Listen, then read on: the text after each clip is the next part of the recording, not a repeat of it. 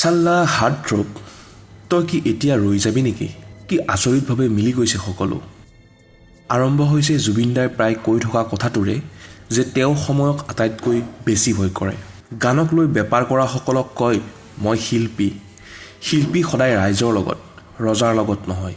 The show' must গ' on even after death. এখন অসমীয়া cinema, যিখন অসমীয়া চিনেমাই মুক্তিৰ পূৰ্বে অভিলেখ সৃষ্টি কৰিলে। অসমীয়া চিনেমা জগতত আগেয়ে এনেকুৱা কেতিয়াও হোৱা নাই। মুক্তিৰ পূৰ্বেই ধুমুহাৰ সৃষ্টি কৰিছে এই অসমীয়া চিনেমাখনে। অনলাইনত টিকট শেষ, এসপ্তাহলৈ নাই কোনো টিকট। হয়, সেইখন চিনেমাই হৈছে জুবিন গাৰ্গৰ ৰৈ ৰৈ বিনালে। বুক মাই শ্ব'ত মুকলি কৰা হ'ল টিকট। প্ৰতি ঘণ্টাত 4,000 পৰা 5,000লৈ বুকিং। বৰ্তমান বুক মাই শ্ব'ত ট্ৰেণ্ডিঙত আছে সেই চিনেমাখন। টিকট কিনিবলৈ এতিয়াও বহু মানুহ গৈছে হললৈ, কিন্তু বিমুখে উভতিছে সকলো। কোনেও কেতিয়াও কল্পনা কৰিব নোৱাৰা এক পৰিৱেশ। অসমীয়া চিনেমা জগত নতুনকৈ ট্ৰেণ্ডিঙত অনা মানুহজনেই আছিল জুবিন গাৰ্গ। এই ছবিখনলৈ বহুতো সপোন আছিল জুবিন গাৰ্গৰ। সেই সপোন জুবিনৰ অনুৰাগীয়ে কেতিয়াও অথলে যাব নিদিয়ে। পুৱা 6 বজাৰ পৰা বহু হলত আৰম্ভ হ'ব দৰ্শনী। অসমত সকলো হিন্দী চিনেমা বাতিল কৰা হৈছে। গুৱাহাটীৰ চিনেপলিছত 19টাকৈ দৰ্শনীৰ ব্যৱস্থা। PVRত 16টা, আইনক্সত 16টা, মেট্ৰিক্সত 12টা, গ্ৰেণ্ড চিনেত 10টাকৈ দৰ্শনীৰ ব্যৱস্থা। অসমীয়া চিনেমা জগতত সৰ্ববৃহৎ চিনেমা হ'বলৈ গৈ আছে ৰৈ ৰৈ বিনালে।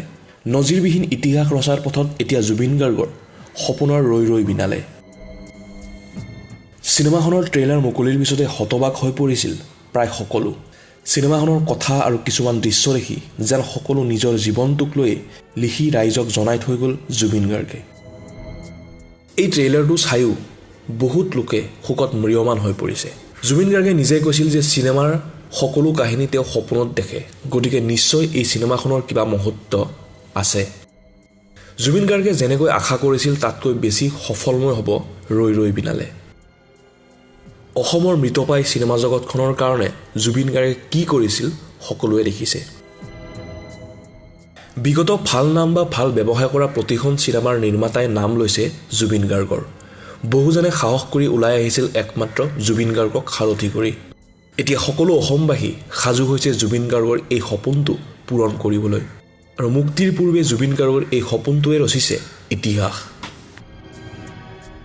বলিউডত চব চুৰ কৰে, মই সেইকাৰণে বলিউড বেয়া পাওঁ। তাত নিজৰ ক্ৰিয়েশ্যন বুলি একো নাই। মই মুম্বাইৰ কংক্ৰিটৰ দুনিয়াখন বেয়া পাওঁ। তাত আধা জীৱন ট্ৰেফিকতেই যায়।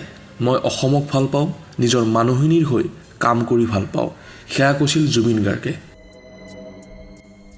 2006 চনতে ইয়ালিৰ বাবে বেষ্ট প্লেবেক ছিংগাৰ এৱাৰ্ড পায়। তাতেই অসমক ডেডিকেট কৰি আহিছিল তেখেতে। ইচ্ছা কৰিলে আজি বলিউডত ৰাজ কৰিব পাৰিলে হয়। ক্ৰিছ 3 চিনেমাখনৰ দিল তু হি বাতা গানটোৰ ৰেকৰ্ডৰ সময়ত জুবিন গাৰ্গৰ বাবে ঋত্বিক ৰোশন আৰু ৰাকেশ ৰোশন ৰ'ব লগা হৈছিলে। তেতিয়া জুবিনে 2 ঘণ্টাৰ গানটো আধা ঘণ্টাতে ৰেকৰ্ড কৰি দিলে। তেতিয়া ৰাকেশ ৰোশনে সুধিলে, তই মানুহ নে মেচিন? তেতিয়া জুবিন দাই ক'লে, আপুনি মোৰ বাবে ৰ'ব লগা হ'ল, মই আপোনাৰ সময়খিনি এনেকৈ মিলাই দিলোঁ।